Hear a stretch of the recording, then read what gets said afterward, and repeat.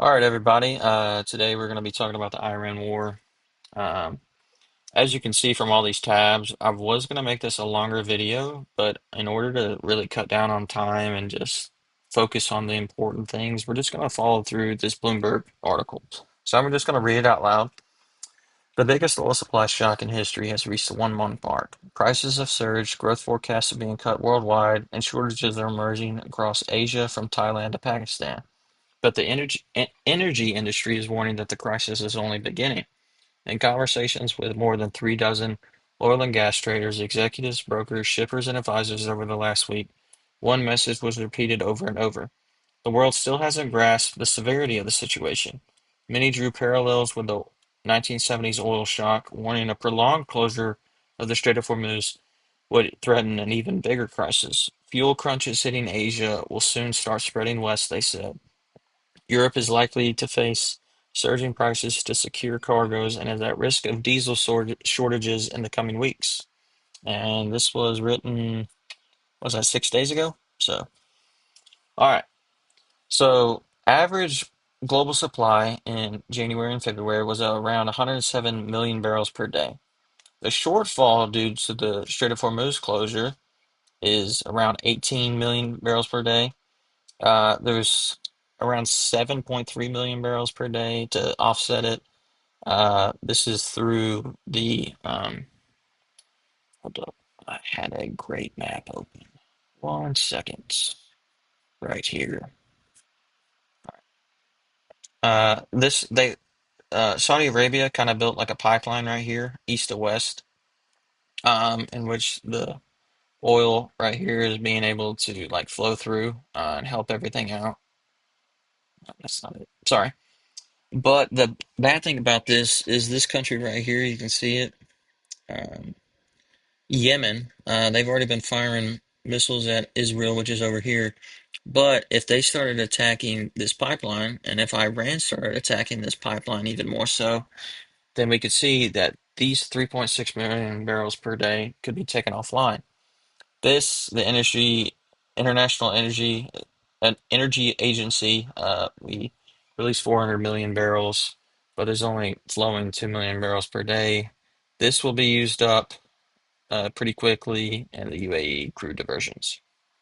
In the 2 minutes that we've been reading this story, the net amount of oil lost to disruption through Hormuz is 21,000, almost 22,000 barrels.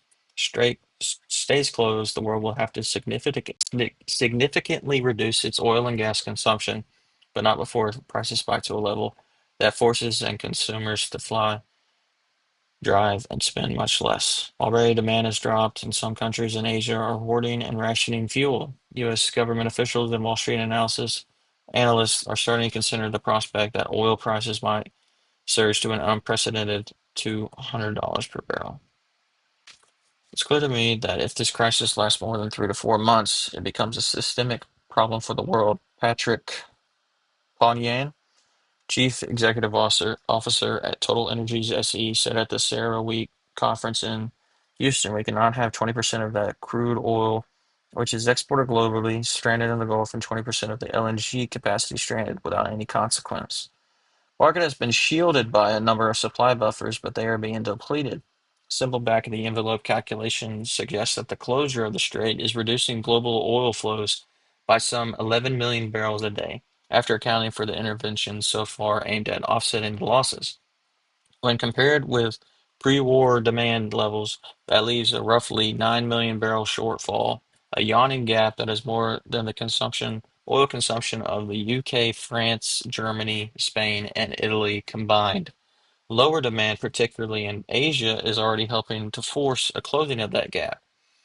The market also entered the war in a surplus, which is great. But for supply, this may be as good as it gets. A massive energy stockpile release in U.S. waivers on Russia and Iranian oil sanctions have bought some time. Which also, this is actually crazy. When you're at war with a country, unsanctioning one of their lifelines for the economy is crazy. Um, but yeah. Once they've exhausted, it's not clear what further tools President Donald Trump has to keep oil prices from surging in the near term, other than fully reopening the strait. Iran has been allowing a trickle of foreign ships to pass through the waterway, but the numbers so far do little to thread the needle. Okay, here we go. So here's the East-West pipeline that I was talking about earlier. Um, Drone fell, so we can see that they're already kind of hitting things right here. Let's see. So there's an oil refinery there, oil LNG terminal right there, oil refinery, other refinery. And so seeing this major damage, we can see that the facilities and the infrastructure itself is taking a lot of damage. Situation is more extreme for liquefied natural gas. Strait of Hormuz typically accounts for a fifth of global supply, with the final cargoes, excuse me, on the way from the Middle East now about to arrive at their final destinations. Unlike in oil, there's no alternative routes to get gas to market and very few strategic stockpiles to cushion the shortfall. While gasoline and diesel prices have jumped in the U.S., many in the industry expect America to be one of the last places to be hit. That's because it's less reliant on Hormuz than buyers in Asia, and it's further away from the epicenter of the crisis. The U.S. is also the world's biggest LNG exporter, and its domestic gas market is relatively insulated from the war due to its massive production. But it's not just fuel. Petroleum is used to make plastic, which are used in just about everything. Key Gulf supporters have already reduced oil production as storage in the region fills up. And the longer the strait remains closed, the greater the risk that key energy production assets are damaged in the conflict, resulting in an even more prolonged impact to supply. Already, parts of the world's biggest LNG plant have sustained missile damage, which owner Qatar Energy will warn will take up to 5 years to repair. That happened a long time ago, and well, not a long time ago, probably 10 to 15 days ago. For the global economy, the shock from the Iran war has already begun. Bloomberg Economics Big Data Price Tracker puts the U.S. CPI for March at 3.4% year over year, a marked increase from the 2.4% in February, with rising fuel prices as the main culprit. Looking more broadly, for oil around $110 per barrel, Bloomberg's Economics Shook model projected a marked but manageable boost to prices and bloated growth in the euro area. Those numbers are about a 1 percentage point on annual inflation and 0.6% off of GDP. But if the strait stays closed for too long into the second quarter, the risk is that oil prices move sharply higher. At $170 per barrel, the impact on inflation and growth roughly doubles. Wow. Stagflationary shock that could shift everything from the path ahead to the outcome of the U.S. midterm elections. Goodness. If y'all want to pause and read some of that, I'm just going to go ahead and look through this a bit now.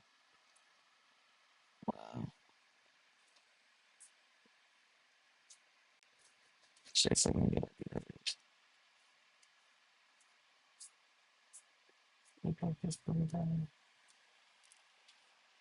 Missing the barrels, trade halted, trade decreased.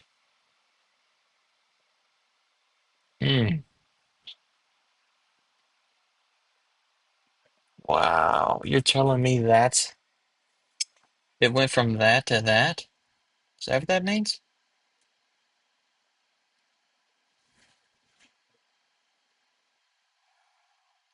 Went from 4.4 to 1.3, 2.3 to 0.9. My goodness. Mm. And see, this is not a lot, but when you look at oil, let me pull up this video, YouTube. And let me see what we get.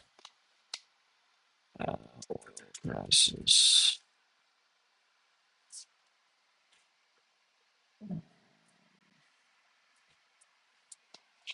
Let's see here. What was the title of it? The Iran oil shock is about to hit.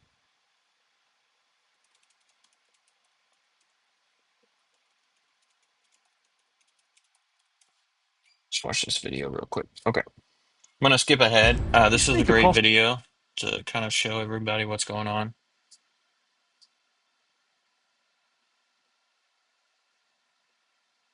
Also, I hate this commercial. It's like, really,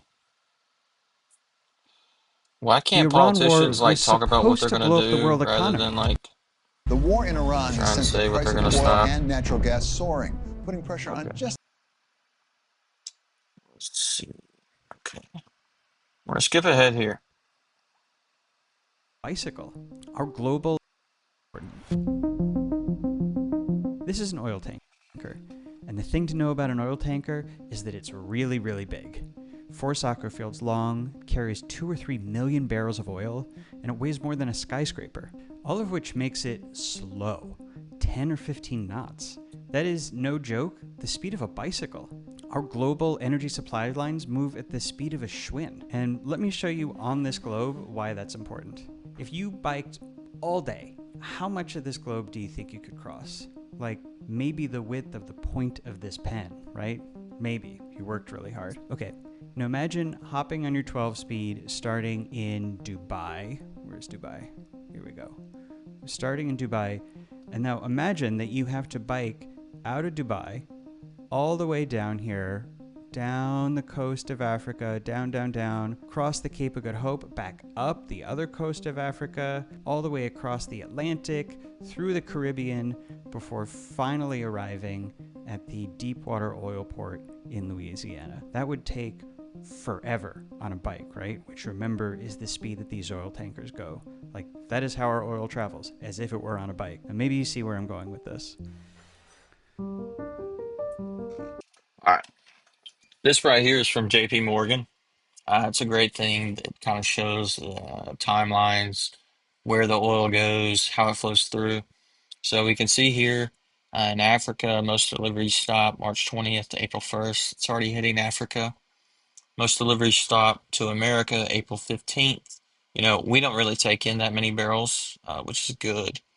But when you think about it, and I'm going to show you at the end, uh, kind of more toward the end of this video, what it kind of means, because we have to think about the world being an auction house. So all of these nations, you see all these lines here that show countries, they're all bidding against one another for the oil that should have been coming through here that's closed off. So most deliveries stop April 10th for Europe, April 1st for Asia, and Australia, most deliveries stop April 20th. This is a map Here we of go. global oil flows put together by JP Morgan. Don't worry about all this text, we'll explain it in a minute. These red lines show the oil coming out of the Middle East, going out to the rest of the world. This is the stuff that's been cut off. Here it is back in December before the war. There it goes, the oil is flowing. But remember, it moves at the speed of a bunch of bicycles. So now it's January, and the oil is just finally reaching parts of Asia and Europe.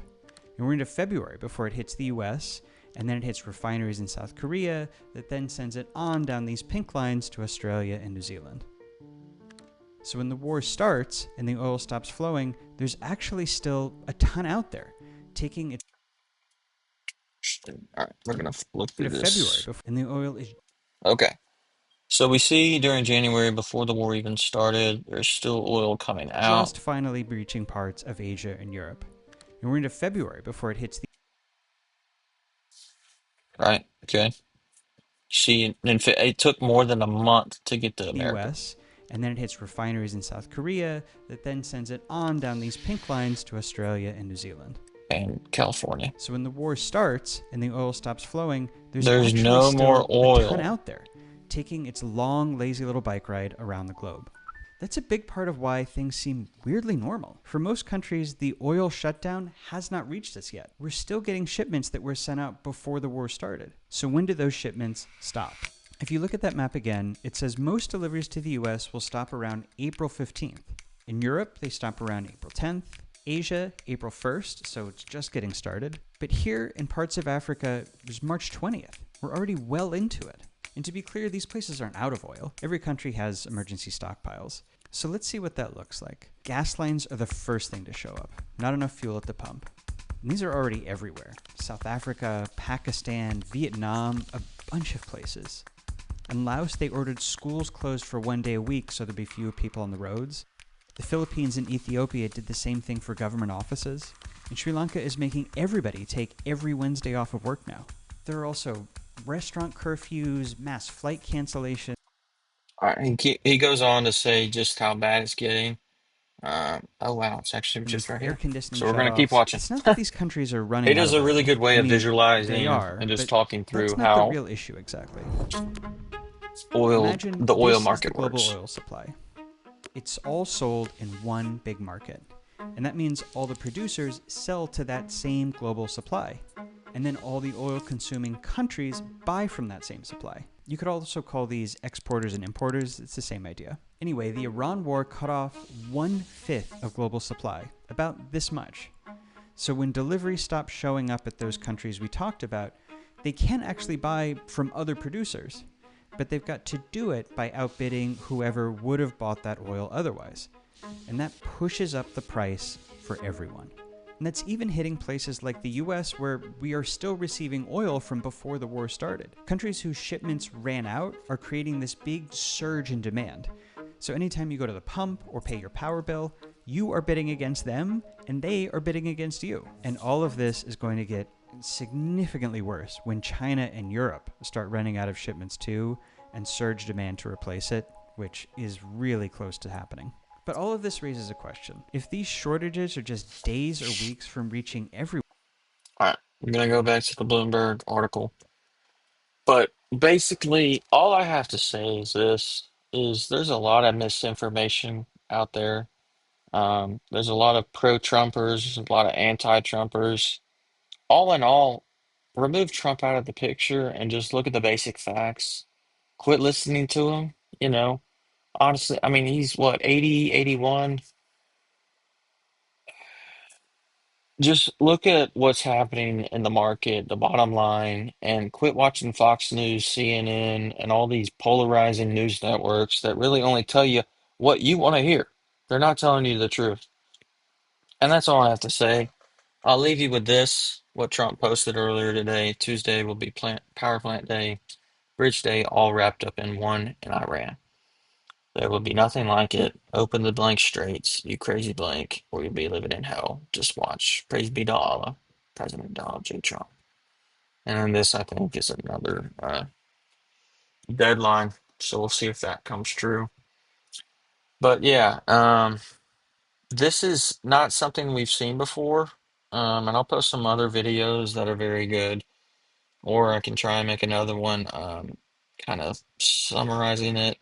Let me know what you guys think of this. Hopefully, you all watch to the end because I would really like your feedback on this, on how I can do this better. Because I mean, I don't really make videos, so just let me know what you think, and let's see how many barrels of oil. 140,000 barrels of oil in 18 minutes since we've been reading that story. So, just want to say thank y'all. Thank you for watching. And Lord willing, this will end soon. In Jesus' name, amen. Y'all have a great night.